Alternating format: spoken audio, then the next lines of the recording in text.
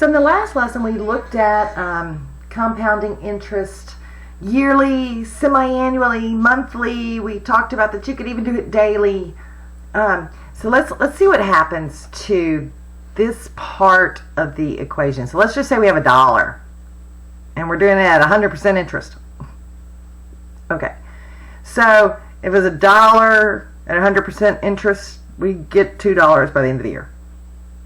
Now if we calculate that monthly, we actually get $2.61, so you get a little bit more money. If we change it to daily, so 360 times a year, that amount only goes up to $2.71. Notice that it really doesn't change when we go from 12 to 360. This gets really interesting.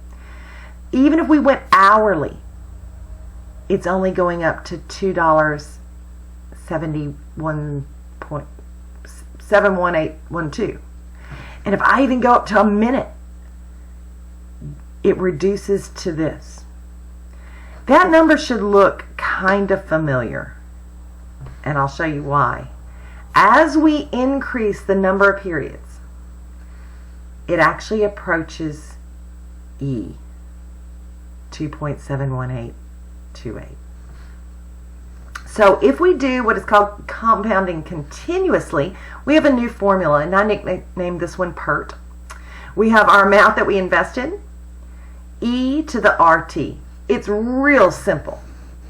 So if we put in $1,000 for 20 years at 8%, we don't have to do all that extra stuff.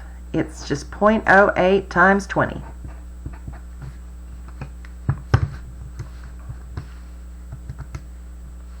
So 1,000 E to the 0.08 times 20. And we get $4,953.03. What amount must be invested at 6.5% compounded continuously so that it'll be worth $25,000? Now this one we're not going to be able to use the calculator on, but it's okay because this is easy. If we want $25,000 and we don't know what we started with, but we know our rate and we know the number of years.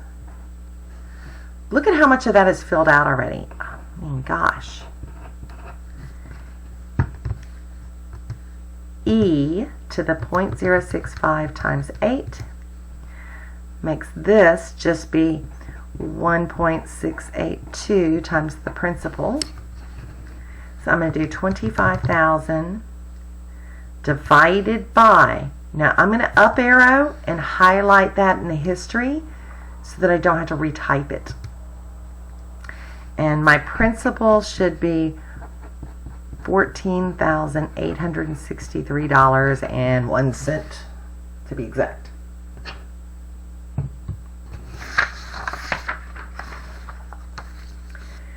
Now let's compare some things. How much more will you earn if you invest $10,000 for 15 years at 8% compounded continuously instead of 8% compounded quarterly? So the continuous would be $10,000. E to the rate is 0.08 times 15. Quarterly would be 1 plus the rate divided by the number of compounds in a year. Quarterly would be 4 to the 4 times 15. So let's start with the continuous. Is that 10,000? It is. Okay. E to the 0.08 times 15 gives me $33,201.17. Let's see what would have happened if it just stayed in there compounding quarterly. And that's really just 0.02, so I'm just going to put 0.02, and that's really 60. 4 times 15. $32,810.31. So if we're wanting to know how much more we would make, we need to subtract these two. So if you're in the calculator, just up arrow and highlight the larger one minus this one. And it gives me that it's $390.86.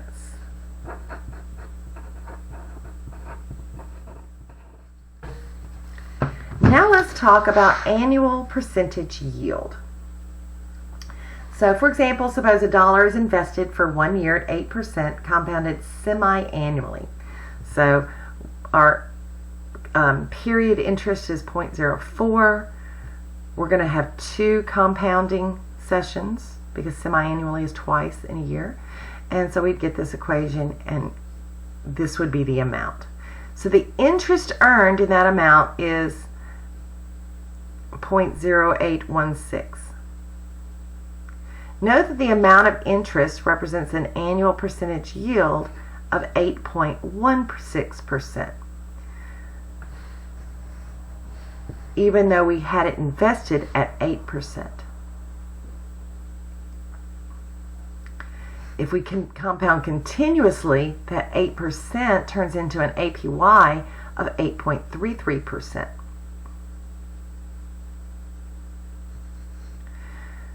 So we can just take this part of our function and then subtract 1 from it to find that APY. So suppose a couple such as Jim and Eden from our problem earlier found 3 different investment companies that offered college savings plans. Well, to compare them, one way to compare them is to compare the yield. So 10% compounded annually. That's going to have an APY of 10%. There is no real change. If it's compounded quarterly, then that would be 1 plus 0.098 divided by 4 to the 4th, because it's for 1 year. We're just comparing 1 year.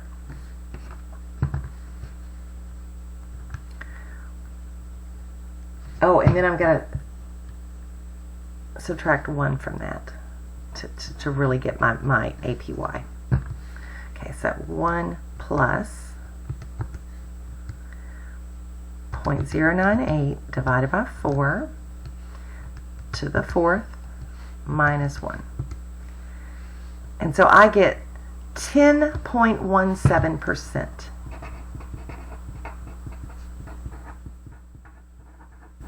Just a little bit better. Compounded continuously, I'm going to be doing the e to the r, 0.0965 times the number of years, which is just 1.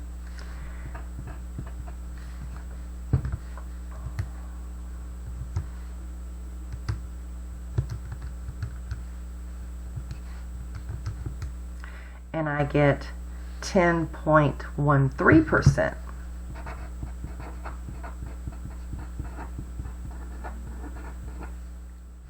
So which plan is actually the best?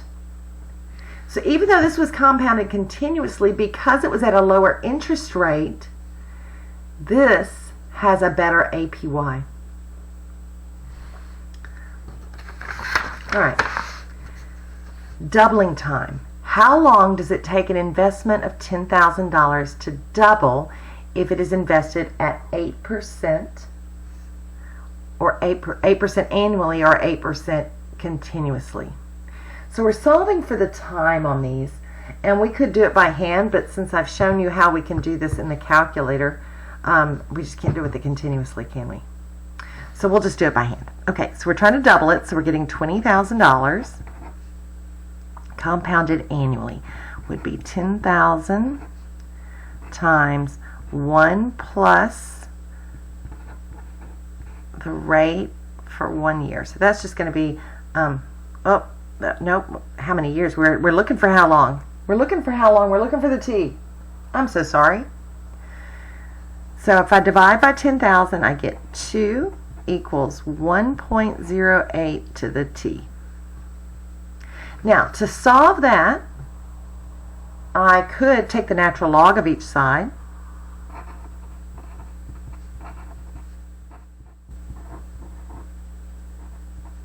And remember, the t could come into front. So I have the natural log of 2 equals t, natural log of 1.08. So t is going to be the natural log of 2 divided by the natural log of 1.08.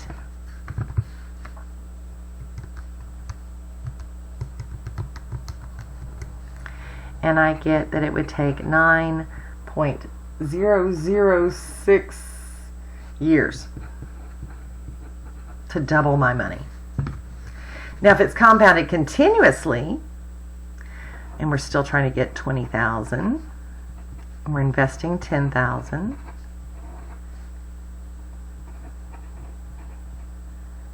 Again, I'm going to divide, let me separate these two so we can see them. Divide by 10,000, I get 2 equals e to the 0.08t. And remember, if I take the natural log of both sides here, I get the natural log of 2 equals, it's going to undo this and leave me with just 0.08t. So I'm going to be taking the natural log of 2 divided by 0.08, and I get that the time would be 8.66 years. So it would take less time compounded continuously to double my money.